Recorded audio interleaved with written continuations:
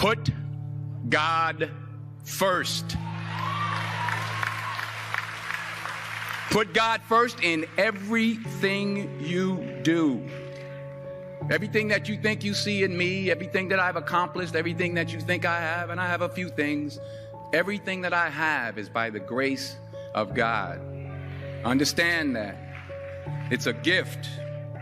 I was sitting in my mother's beauty parlor, and I'm looking in the mirror, and I see behind me this woman under the dryer. And every time I looked up, she was looking at me, just looking me in the eye. And I didn't know who she was. And I said, she said, somebody give me a pen, give me a pencil. I have a prophecy. March 27, 1975. She said, boy, you are going to travel the world and speak to millions of people. Now, mind you, I was flunked out of college. I'm thinking about joining the army. I didn't know what I was going to do. And she's telling me I'm going to travel the world and speak to millions of people.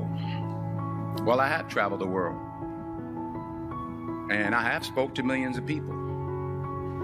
But that's not the most important thing, the success that I had. The most important thing is that what she taught me and what she told me that day has stayed with me since. I've been protected. I've been directed. I've been corrected. I've kept God in my life, and it's kept me humble.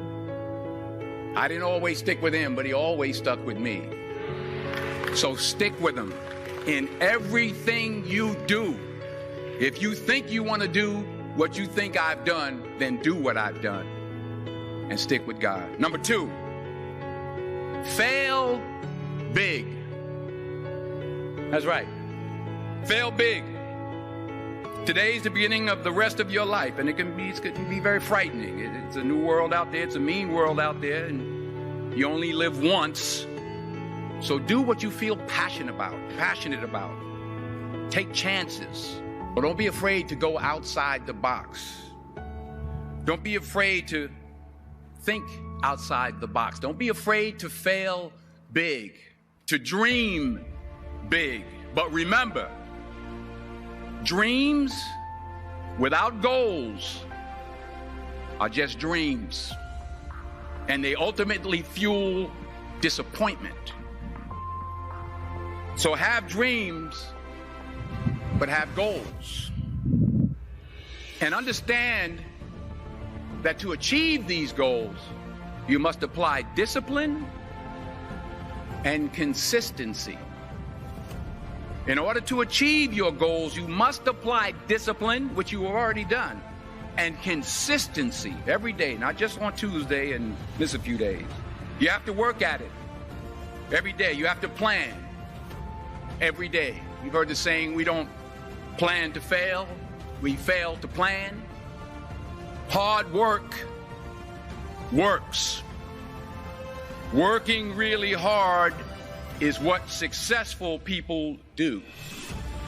Remember that. Just because you're doing a lot more doesn't mean you're getting a lot more done. Don't confuse movement with progress.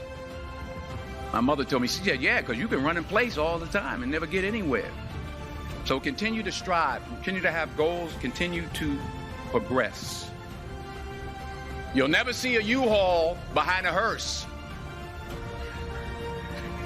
I'll say it again. You'll never see a U-Haul behind a hearse. I don't care how much money you make, you can't take it with you. And it's not how much you have.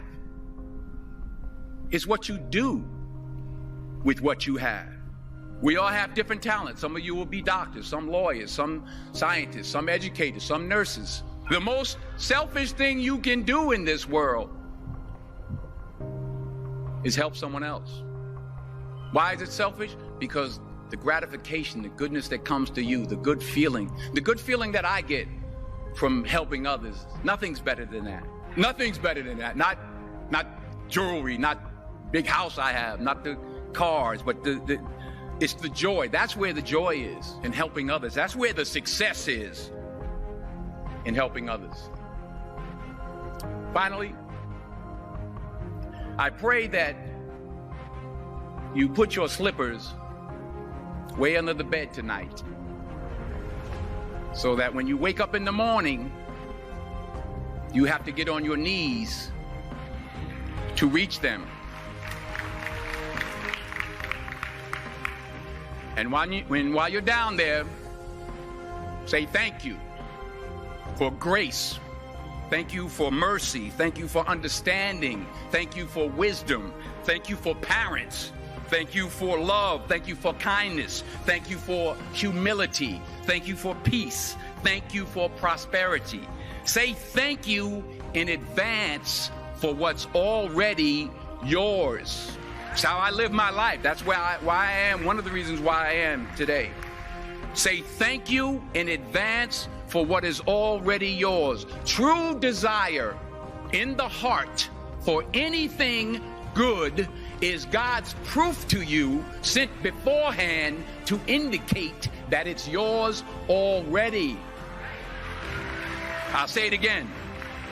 True desire in the heart, that itch that you have, whatever it is you want to do, that thing that you want to do to help others and to grow and to make money, that desire, that itch, that's God's proof to you, sent beforehand already to indicate that it's yours.